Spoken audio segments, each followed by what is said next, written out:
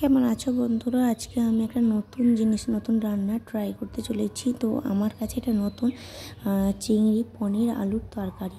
তো চিংড়ি পনির আলুর তরকারি করতে আমি এখানে চিংড়ি মাছ ভেজে নিয়েছিলাম, আর পনির ভেজে নিয়েছি, আলু সেদ্ধ করে ভেজে নিয়েছি। আর ওই যে মিক্সটা দেখতে পাচ্ছ, ওইটা হচ্ছে টমেটো, আদা, রসুন, পেঁয়াজ, কাঁচা লঙ্কা সমস্ত কিছুতে পেস্ট করে আমি রেখে দিয়েছি। আর টমেটোটা পেস্ট করলে সমস্ত কিছু রান্নাতে একটা কালারটা বেশি আসে, মানে ভালো একটা কালার আসে। তাই জন্য সর্ষের তেলটা দিয়ে দিয়েছি, আর ওতে দিয়েছি গোটা জিরে আর শুকনো লঙ্কা।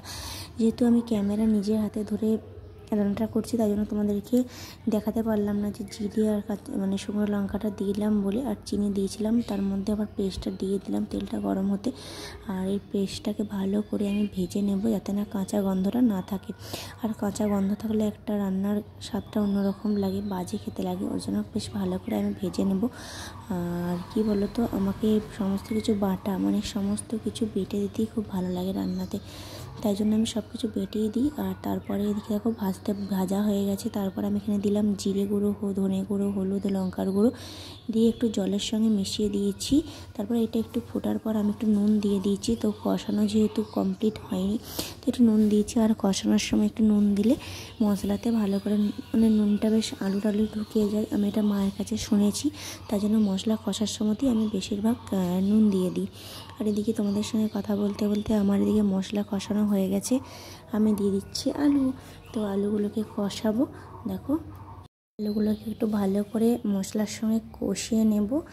আর তারপর একটু জল ঢালবো। আমি প্লেন নর্মাল বাড়ির জলই ঢালবো, কোনো গরম জল করছি না। আর দেখো, বেশ ভালো করে কষানো আমার এখানে কমপ্লিট হতেই গেল। আর এদিকে মশলার সঙ্গে বেশ ভালো করে কষিয়ে দিলে আর কালারটা দেখো কি সুন্দর এসেছে।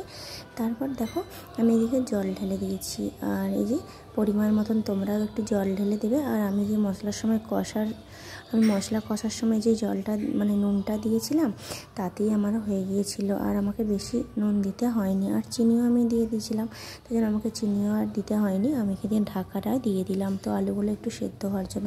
তারপরে আবার আমি এসেছি, দেখো আলু সেদ্ধ হয়ে গেছে আমার মোটামুটি, আমার মনে হচ্ছে। ওর জন্য আমি একটু দেখে নেব। তো আলুটা আমার সেদ্ধ কমপ্লিট, ওর জন্য আমি দেখো দিয়ে দিচ্ছি চিংড়ি মাছগুলো। তো চিংড়ি মাছগুলো দেবো, আর তার সঙ্গে আমি দিয়ে দেবো ভাজা পনিরগুলো। তো ভাজা পনির আর চিংড়ি মাছ আমি সব দিয়ে দিলাম। বেশ ভালো করে একটু মানে মশলার সঙ্গে আবার নেড়ে নেব। এই ঝোলটার সঙ্গে একটু মানে ফুটে এলেই বাড়িতে একটু গরম মশলা দিয়ে দেবো। গরম মশলা দিয়ে দিলেই আমার রান্না এখানে কমপ্লিট। আর প্রচুর বাসনও আমার জমেছে, তো এই বাসনগুলো আমাকে ধুতে হবে, অনেক কাজ আছে। তোমরাও তোমাদের পরিমাণ মতন গরম মশলা দিয়ে দেবে। আর এর সঙ্গে তোমরা যদি পারো একটু ঘি ছড়িয়ে দেবে, কারণ আমাদের বাড়িতে ঘি আমি আর আমার মেয়ে কেউই খাইনি, মানে খাই না আর কি, আমরা খেতে পছন্দ করি না। তো যাই হোক, আমরা ঘি খেতে পছন্দ করি না। আর কিন্তু আমার বর আর আমার শাশুড়ি মা প্রচুর ঘি খেতে পছন্দ করে, কিন্তু আমরা ভালোবাসি না ঘি খেতে, জানো।